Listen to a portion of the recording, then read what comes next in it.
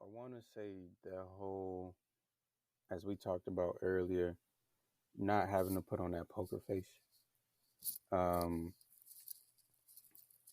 and I know that that can work, but it seems like it can be kind of regional because, you know, being here in DC for 1 year, I have to adjust because now there's less time for me to, or there's less need for me to put on a poker face while I'm down here.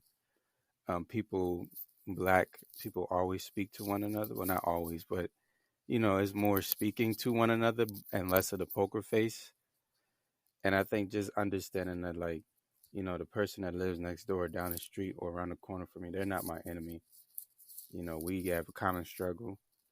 Um, and if we were to actually love each other, or maybe not even go so far much as far as love, but just tolerate or acknowledge that other person's existence, then we can do a whole lot more for one another. And to kind of go back, I know, like, me and my brother have a joke, like, like, people in Philly, you'd be like, "Good morning." Like, what you mean, good morning? That's kind of how it is in Philly. And here, people will speak a little bit more. Um, but I feel like, regardless of where you are, that's kind of like one thing. It's kind of breaking down that poker face.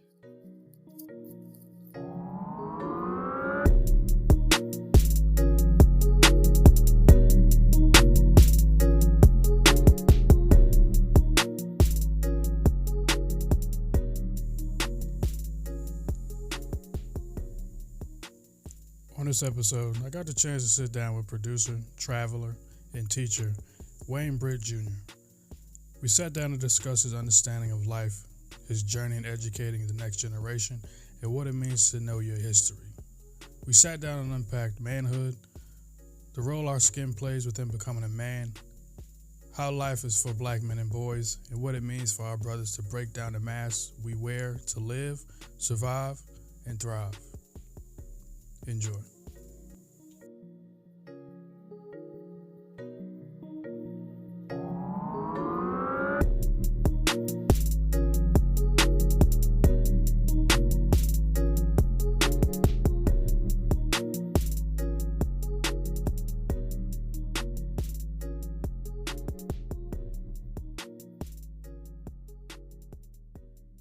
Welcome, everybody. My name is Octavius Blount, also known as the Urban Thinker. We're back. Good by myself. I was gone for a little bit, but I got married to my lovely wife, Rosalind. So I appreciate you all for sticking with us. We're here with the Middle Brother Podcast. I'm glad we're back, and I'm glad we have another good brother with us today. We have a brother that's a producer, traveler, and well-known teacher. Brother, if you can introduce yourself, please do. Thank you, Brother Octavius. My name is Wayne Britt. I am, as he said, I am a teacher. I'm a sixth grade social studies teacher. I'm down here in D.C. I'm from Philly, from Germantown to be specific. Mm-hmm. 28 years old, Temple alumni grad, on my way to getting my master's from Johns Hopkins in education.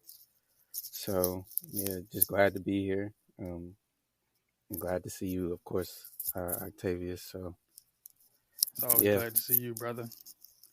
Again, I'm gonna give you your praise now. I want to also say, continue to give you congratulations with John Hopkins, good brother. I appreciate you for allowing me to be in your life, allowing to hear the great work that you're doing, and allowing me to see the great work that you're doing as well. So we're just gonna kick it off. You ready? Yeah, I'm ready. All right. So the first question I got for you is, what's one thing you love about being a black man? One thing I love about being a black man, I think it's kind of like a double-edged sword, I'd say, because I really appreciate just, I guess, like, the perspective. And I kind of dive deeper into that, like, the way that our lives, our neighborhoods, our communities are shaped, give us a totally different perspective on how we view different situations. Mm-hmm. So, like, one thing that I hear a lot of my students talk about, and something I talk about, is like how you handle certain adversity, like, oh, the lights go off. Mm-hmm. Like we think about our perspective, if lights go off from my perspective, it's just like, all right, I know I need candles, I know I need a lighter, I know I need, Mm-hmm. some other things. Where somebody may say, oh, if the lights go off, I don't really know what I'm gonna do. So Yeah. I think like just in that sense, having like, that sort of different perspective, like almost like I gotta get up, I gotta fix it, something's wrong. I can't just sit back and just, be like, oh man, something's wrong. I gotta get up, I gotta find some creative way to fix this problem. So Yeah. um that's I feel like that's both man and woman as well. But that's one Mm-hmm. thing I enjoy about or love about being a black man. Okay. I think what I'm hearing is I would also add and just into the space of just resiliency when it comes to being a black man and being able to. Everyone says you got to stand on your own 2 feet, sit there and say, do what you got to do, move forward, push forward. But in that resiliency, we also got to remember there is some time for ourselves. There is time for taking a break. Um, but I love what you said. It's different perspectives in different situations because when we look at black men and black women, some situations are different. So I commend you for saying that and understanding where you're coming from too, especially with young people that you're teaching. They're coming from a different perspective as well in your class. So I know I'm going to hear some things from you when it comes around teaching. I know it's going to be stories, abundant stories about you, your students, and also the life that you live. So we're just going to slide right into the space of getting deeper down into who you are and just digging. Um, it's called "We're Going in the Den with You," Wayne. All Um, right. at first, the first question I got is: at what moment did you discover you were a black man? I know you talked about different perspectives, but at what moment did you discover that? I'll say, excuse me, in my 28 years so far, I think it was a little bit later. I want to say it was around uh, 20, was it 20? This is 2022. 5 years ago would be about 23 years old. So about 2017. Mm-hmm. Um, my grandfather had passed away, and he was kind of like the person I was leaning on for like, I would say like black philosophy. Okay. And then I couldn't have those conversations with him, so I kind of was figuring things out on my own. Then I had a African philosophy class at Temple University, Mm-hmm. and um, I think seeing the world from, again, to go back, seeing the world from that perspective Yeah. made me realize that I was a black man. I think this whole time I was realizing that I was black Yeah. without the man part. Like Mm-hmm. I didn't know that I was a man. It wasn't really said to me that that's what I was. Even though my Mm-hmm. mom would say it to me, Yeah. kind of out of, well, this is what will happen to you if you're a black man. But I think that man part, I would say I was like 23, taking African philosophy class. That's when I realized I was both a black man, a Mm-hmm. black and a man as well. So, I never looked at it like that. So that even takes it to a different level of just thinking when you sit there and say, I was black, but I didn't know at what moment I became a black man. And I think that's big for myself. It's big for you. It's big for every young man that's coming after us. That sits there and say, "Well, I'm always told I'm a boy," mm, and a lot of people understand there's a difference between boy and man. mm, A lot of people say I'm grown. So what does that mean too? Is I'm a grown man. So I think for me, I never looked at it like I just looked at it as I'm a black man. I never looked at it as I'm black and a man. So when you can also ask yourself, what does being a man mean in this space yeah, of blackness? And I would ask myself, I would even answer the question of what does it look like? It looks like you said in the beginning, different perspectives of what it looks like. We're a spectrum. We're not mm-hmm, just a monolith. We're all different. Like myself and you may look the same, but you think different than I do. You're on a different path than myself. I'm not an educator. I feel like I educate people in certain spaces, but you're educating the next generation of black boys, black girls, and just youth in general. So you have a different perspective on what you see as a black man right now. And I think I didn't hit that until I was 20 something. That man part of being a black man. So thank you for allowing me to hear that, because it's different for me and it's different for you. And so when you talked about the different perspectives, when you talked about being a black man, being black and a man, how did you explore the feelings of being black and then also recognizing that I'm a man now? How did you explore your feelings in that space? Um, I'm smiling because I feel like uh, we're probably all going to have the same feelings. Exploring the feelings, I would say it was straight up anger. Um, Mm-hmm. for shoot, I want to say maybe a year and a half, Okay.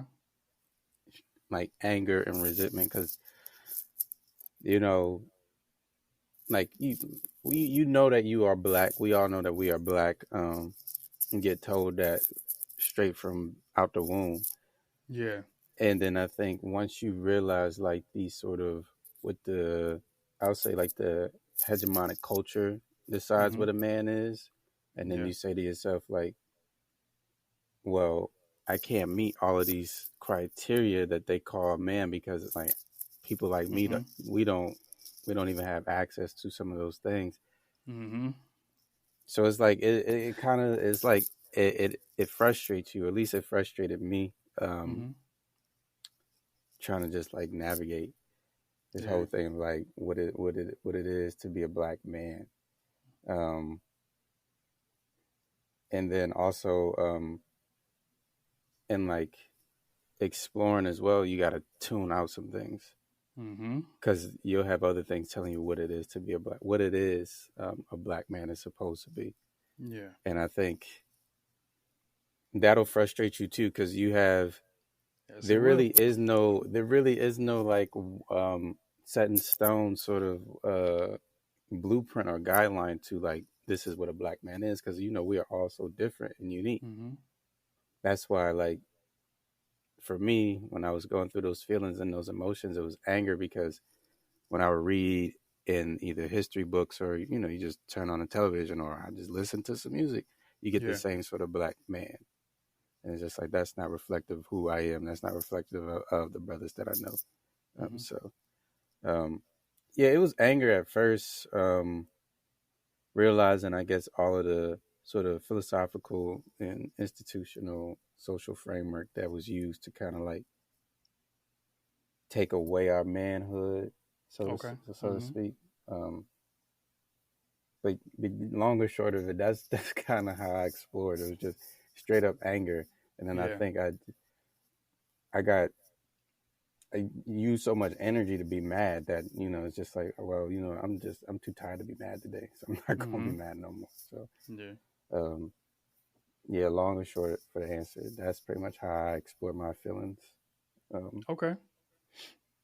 I agree with you. I'm just be honest with you. Like I yeah. went through it too. That process of I'm navigating this world as a black man. I see so many black men. They're all different. They're not me. So what do I do? And I'm glad that you said the word navigate because that's a hard thing to do, in my opinion. For some young black men, when it gets to you get to this split in the road where it's like, do I do what everybody else is doing or do I just do me? Is me cool enough? Is me Mm, honest enough? yeah. Is me cool, happy enough for me? Or should I just follow the crowd and just focus on that? So I do want to ask you, how did you navigate, even though you said you have different perspectives, and you had this anger in you, even though you had this anger in you, you also had to navigate this world at some point. So how did you navigate society when it came down to, they said black men are this, black men are that, but you knew you did not fit that criteria. So how did you navigate the world knowing that you didn't fit in certain categories or certain criteria of what a black man meant? I kind of took what my professor had done, and he had branded his image Mm-hmm. as like, because he was from Florida, and he Yeah. said when he came up to Philly, he said he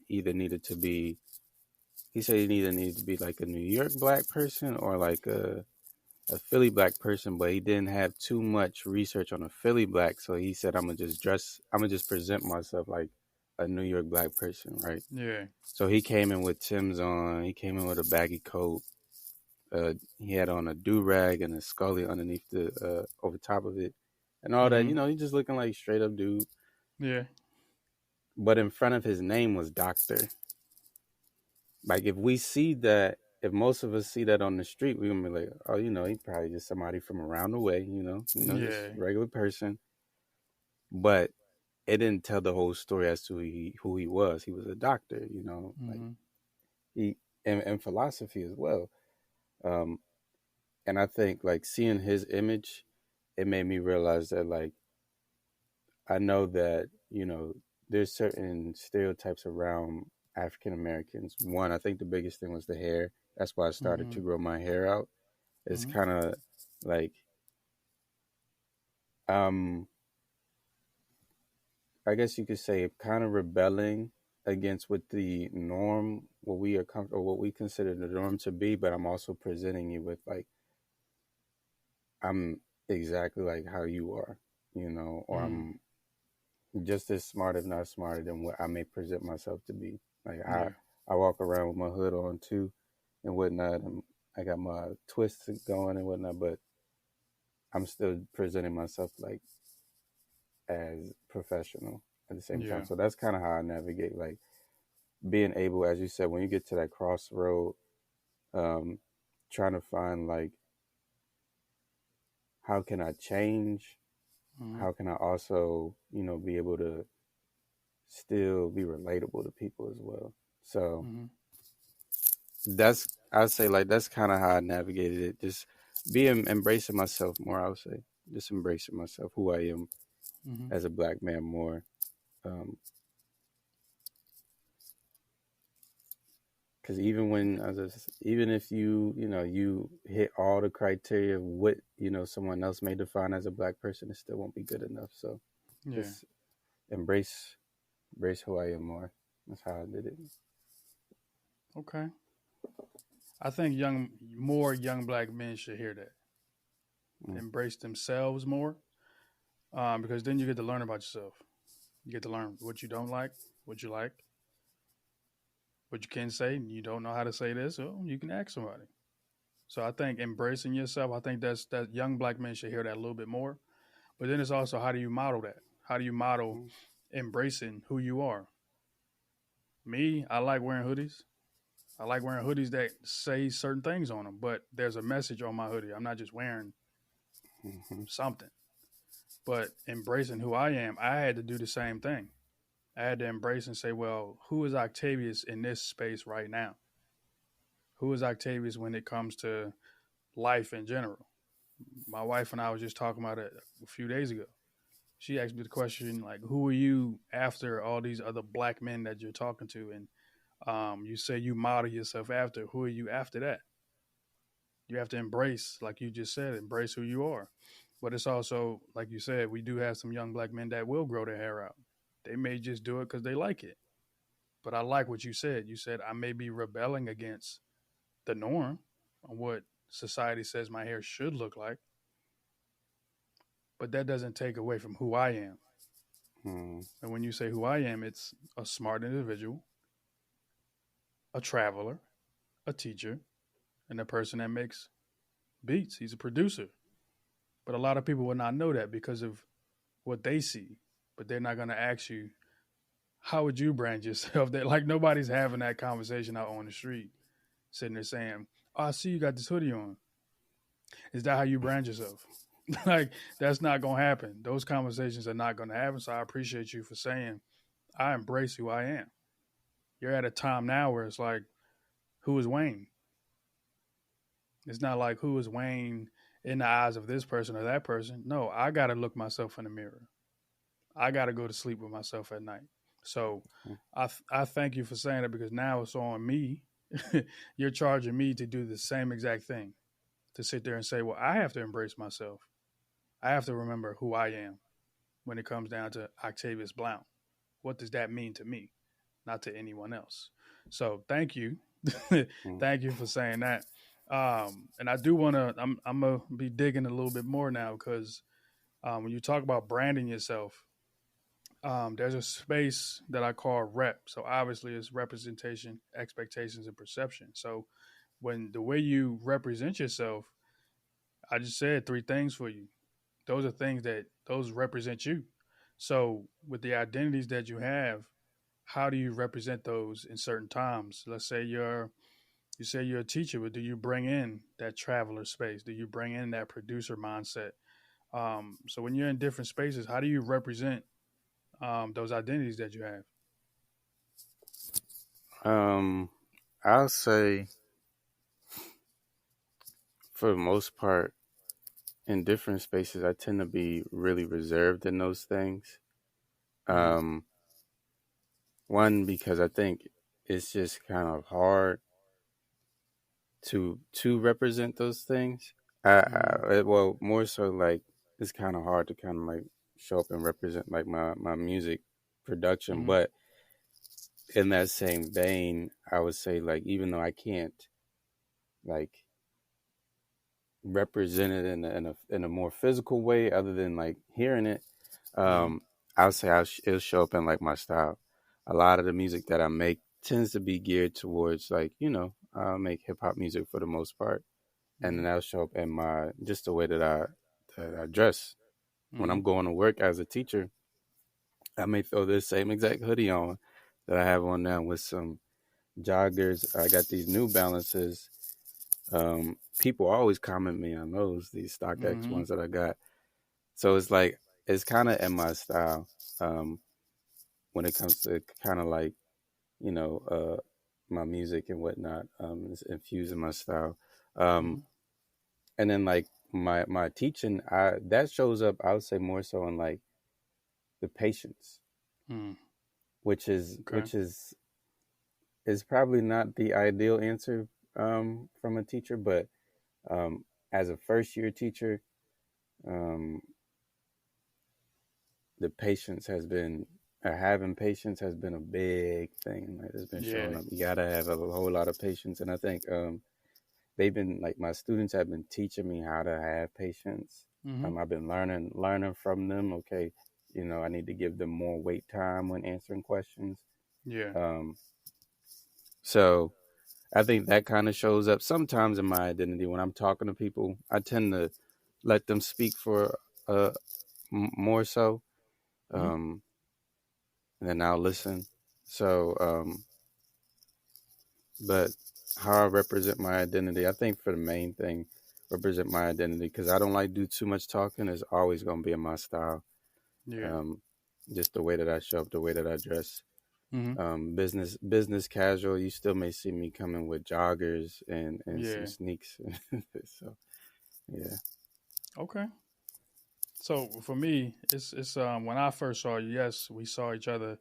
You were doing an internship with Councilmember Kenyatta Johnson Mm-hmm. through Temple University. Um, I saw you with a suit on. So Yeah. I saw Wayne in a suit, but then I also saw you when you came to several events that we had, um, and I saw you in ball shorts, t-shirt, and then now when you're talking about how you represent yourself, it's hoodie, joggers. You may have on a shirt, and New Balances. That's how you represent. But I also like how you said you infuse your style of music into what you wear. But then it's also bringing in the thought process of, hey, society says this over here. So they have expectations for us. They have expectations Mm-hmm. for the world that we live in and the people that live in it. So when you say, well, I wear hoodie, joggers, and New Balances to work, but some people will be like, well, should you be wearing that? Mm-hmm. Um, and in my mind, the question for me is like, how do you, um, with the expectations that you have for yourself, but then also the world, like that's a battle between yourself and obviously what you think the world thinks of you. So how do you overcome that battle of just this is who I am, this is who Wayne is versus what they think black men are, what they should wear, what they should look like? That's a Ooh, that's a question right there. Um, I get everybody on here with those. yeah, that's a good one right there. Because that's it's still a battle. I think it'll probably Hmm. always be a battle as well. Yeah. Um, I think for me, the and this may be a big answer and a lot of backtracking, but Hmm. for me, it starts it starts with religion for me. Um, Okay. having that sort of faith foundation, like Hmm. I have something or someone or a community to lean on when I make these very, because even though it is like, just growing your hair out for, black people, that's a big decision because it's like, dang, I Yeah. know I may not get a lot of jobs because my hair is out. Um, so, having that foundation of religion, Hmm. knowing that like I could feel a little bit more comfortable in making Yeah. those big decisions that may feel, scary, but, I Hmm. know that the Lord has my back.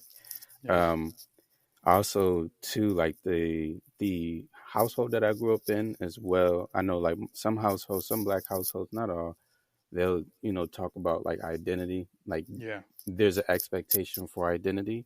Hmm. But with my household, it was very hands off. Yeah. Um, my mother kind of encouraged me when it came to being different. That I think she Hmm. wanted me to be different because she really didn't want me to be out on the street. Hmm. Um, so she tried everything to make sure that I was different, and then she would validate those differences as well. Hmm. Saying like it's a good thing that you do this, it's a good thing that you do that.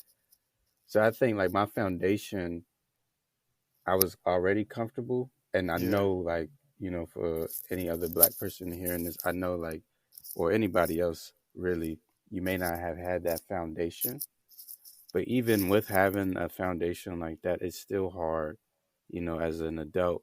I think now as an adult, I just tell myself that like people just gonna have to deal with me the way that I am. Like Hmm. I'm just gonna show up this way. If they think that I'm a thug because I got my hoodie on and I got my twist, then so be it. Then I just don't don't present myself in that way. I don't think a lot of people understand that even me presenting myself that way is kind of like a survival tactic too. Hmm. Like, we're Talk both from about it. Philly. We're both from Philly. It's just like in order for me to get from Germantown to South Philly, I got to put on a certain face. That way Hmm. nobody messes with me, Yeah. So you kind of get used to it. Hmm. But yeah, for the most part, I just say, listen, like I'm here. I'm gonna do my thing. I'm gonna be as comfortable as I can, Hmm. cause it's hard. So I think Yeah. for those of us who may be hearing it and are struggling with, well, it's these expectations that people place upon me, but I Hmm. want to do this. Yeah. It's just do what it is that is true to yourself. Um, just do what it is that's true to yourself. Those expectations, if you didn't make them or if someone didn't make them for you out of love, don't even worry about Hmm. them. So, Mm. uh, Mm. They didn't make that decision out of love. Thank you. That's big because people make decisions for you that may not be out of love and maybe for their own personal gain. Um, so thank you for saying that out loud and not holding that back because that's key, especially for young black men and black girls, and just people in general. Um, make those decisions out of love. If you do that, then you'll be fine. I also want to go back to what you said. I'm not trying to be like devil's advocate, but I'm trying to get to the point of when you say when you go from Germantown to South Philly, you have to put on a certain face. This is not a question for you. This is just me speaking out loud.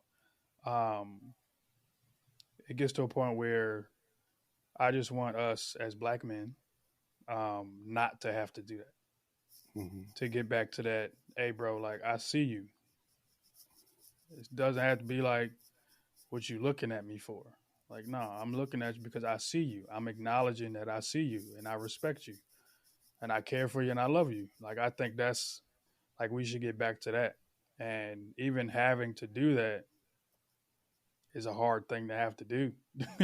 Like you're just thinking like, do I can I at least like show my teeth? Can I be happy when I'm walking down the street? Can I do this? Can I do that? Like that's too much thinking you have to do just to get from Germantown to South Philly, even though that's a struggle in itself. Trying to get from Germantown to South Philly, and you have to think about everything else that's going on around you, and like why can't I just be in my own space, but also understand that, like King, I see you.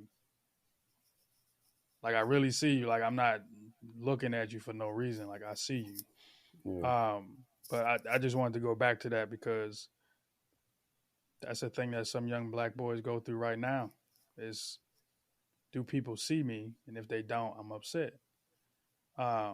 But I just want us to get back to the point of we don't have to do that. Like we have to get back to the point of like loving each other, brotherly love, um, and moving forward in a way where we can get things done together and not think about negative things all the time. So I just wanted to backtrack a little bit and get to that, but I also want to backtrack even more when you talked about faith and religion when it comes to how you move and your expectations on yourself. It's like I'm moving in a way where I know who got my back.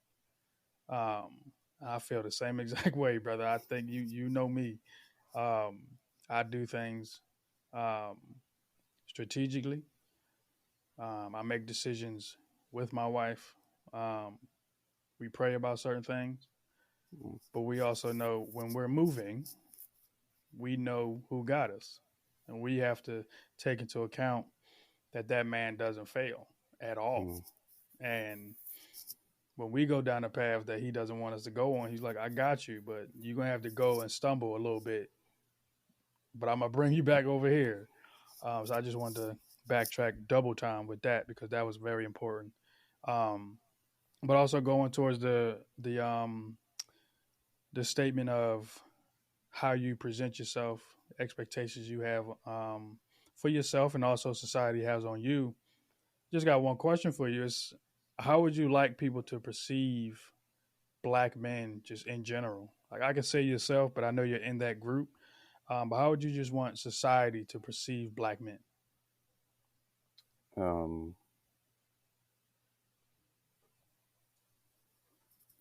I guess to start us off, I can't think of the antonym or the perfect Mm-hmm. antonym just yet, but Yeah. starting off not as predators. Um, Mm. that that's like the first thing. So not seen Yeah. as like you if you are walking uh down the street at night, nobody's gonna assume automatically like you are a threat immediately, or just even in the daytime. Mm-hmm. Um, um, as as lovers as well, like not Yeah. just you know men who are straight up stone cold and whatnot, like because that's not who we are at all, you know. Mm-hmm. Um, but as more not more of lovers, but like as lovers too, or Mm-hmm. we love family, we love friends, we love a whole lot of things. We have values as well. Mm-hmm. Uh, as innovators and inventors outside of just sports. Mm-hmm. Like don't get me wrong. I just brought NFL Red Zone. I just brought it, Yeah. but at the same time, I'm proud of the brothers doing what they do in the sports. But at the same time, you know, we are innovators in all aspects besides just the entertainment as well. Um, Mm-hmm. so yeah, um, but definitely, I think the predators more so. That's like the main thing for me. Like not as predators, not as just straight thugs, criminals, all of that. So yeah. Okay. I'm glad that you put a spin on it when it comes to we also are lovers because being a human, you also gotta love people. You can be angry, you can be upset, you can have mood swings, you can be whatever it is you want to be. But as a human, We still gotta love each other. Mm-hmm. And I've had a lot of, but this question get a lot of people because it allows us to explain and sit there and say, well, I want y'all to see us as human and not as predators, thugs, and this and that, which was what society, deemed us to be. And I'm also glad that you slid in there and said innovators and inventors because that's true. Um, so for me, I think I would agree with everything you said. Um, and I would put a big check mark next to lover because I think we're, as black men, some people forget that we can love. Some people forget that we can express feelings. And I think that's one thing that, because I'm an emotional individual. I cry, Mm-hmm. not on cue, but I cry. And I think people should know that. Um, I've said to you on several occasions, I love you, like, and I mean it. And I know when you say it back, you mean it. So I think people need to see not just one aspect of a black man, because yes, we all can be upset, but there's other aspects of us that people do not get to see. And I think that's a goal of mine, a goal of a lot of other black men is to say, hey, look, like we're not all just angry. Like we get angry, but we're not always angry. So thank you for adding in those tidbits into that space because it's important. Um, I do want to ask you, um, if possible. I'm not gonna say three. I'm not gonna say you can say as many as you want. We're getting into the space of um, providing advice because Mm-hmm.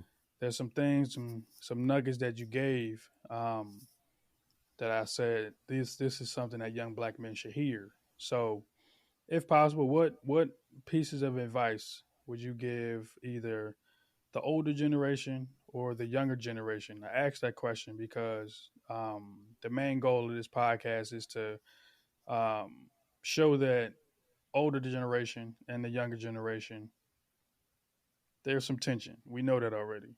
But then Mm-hmm. it's like brothers like myself and you who are in the middle to say, we learn from you, but we hear you. Y'all not doing it right. So the middle brother is that person that listens, translates, and adapts to any space that they're in to support the older generation and the younger generation. So, if you could, what piece of advice would you give the two to break that tension? Um, to get it to break that tension, I will always the one thing that I always say is make sure you always pay attention to your history. Make sure you always pay attention to your history. Um, the one thing in our history as African Americans that I notice is when we don't work together, whether it be two different ideologies or whether it be the old or the young, the rich or the poor, when we don't work together, we don't succeed in the future. We end up in the same exact spots that we are. Where we are today with gun violence was an issue, maybe not so much with guns, but in the 80s with drugs. Um, so I think um, one, in order to not repeat history, we should listen to each other.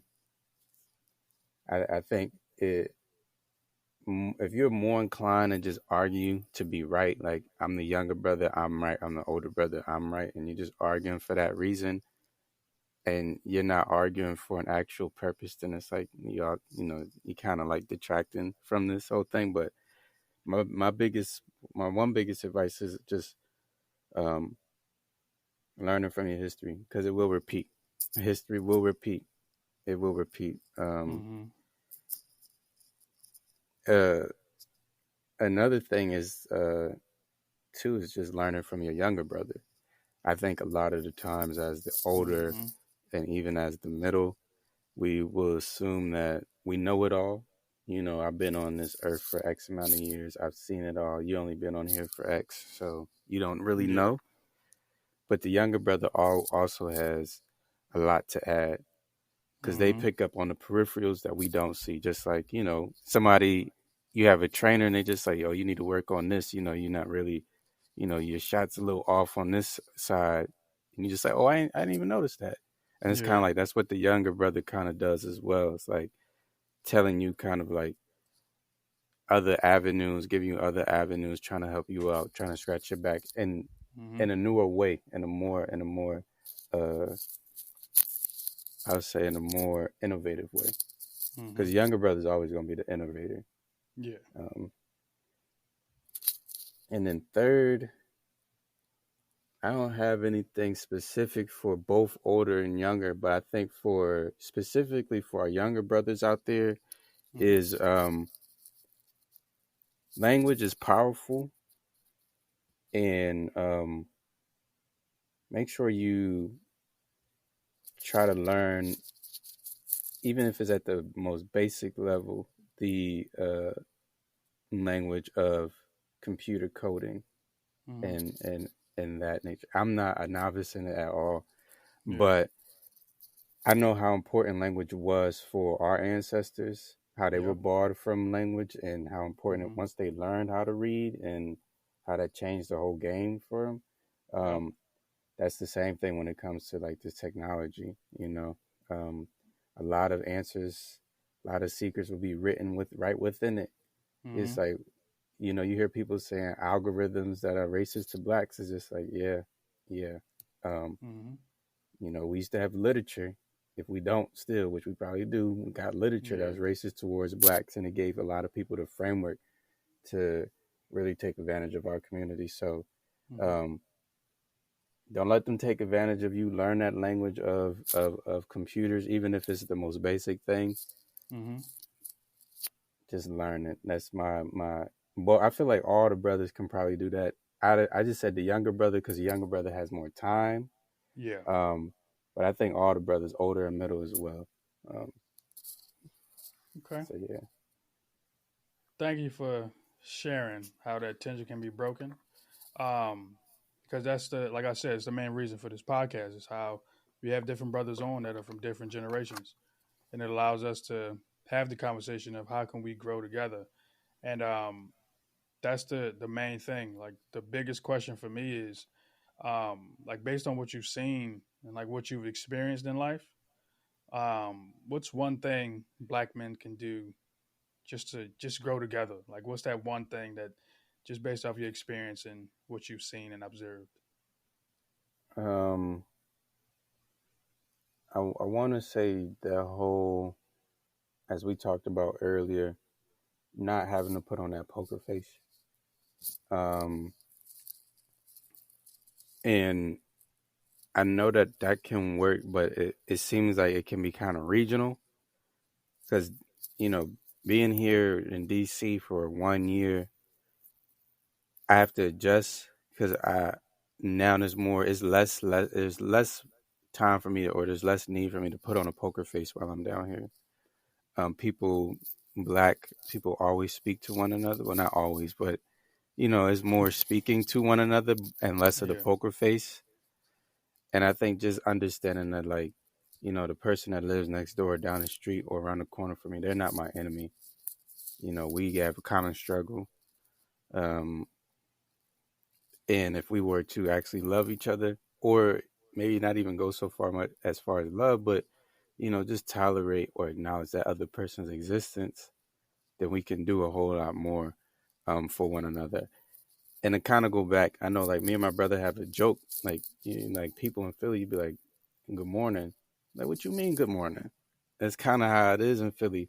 And here, people will speak a little bit more, um, but I feel like regardless of where you are, that's kind of like one thing. It's kind of breaking down that poker face. Hmm. Thank you again, because you said it. You said multiple things in there that I'm taking out. You said that person down the street or around the corner is not your enemy, but then it's also breaking down that poker face. So with those two, breaking down that poker face is more of an internal. Like you have to have that conversation with yourself. And then when you talk about the enemy, I'm not your enemy. Now that's a conversation between me and you.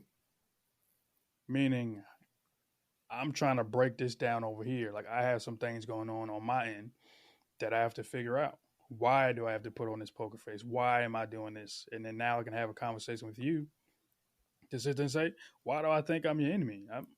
You look just like me. Why are you my enemy? And I think um, I commend you for saying all the things that you said because I know that you live that way. You sit there and say, I got to work on myself, and then we can work on each other. Mm.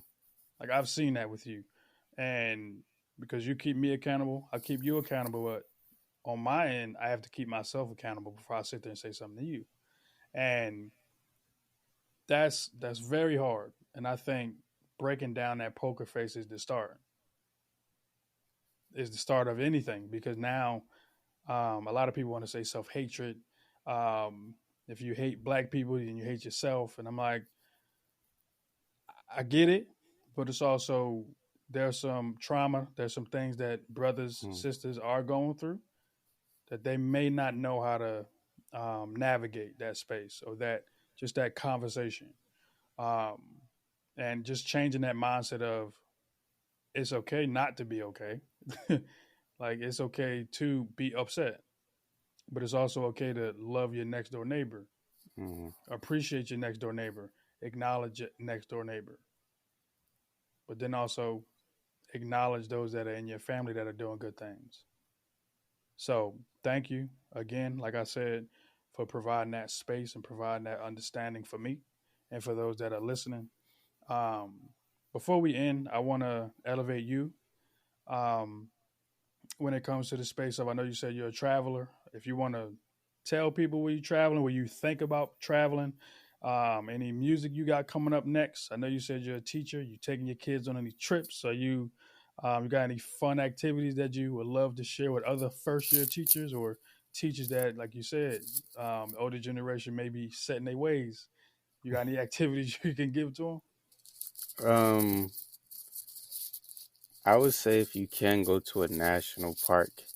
I think the closest one in Philly is Valley Forge, but down here the closest one to DC is Shenandoah, which is really different from Valley Forge.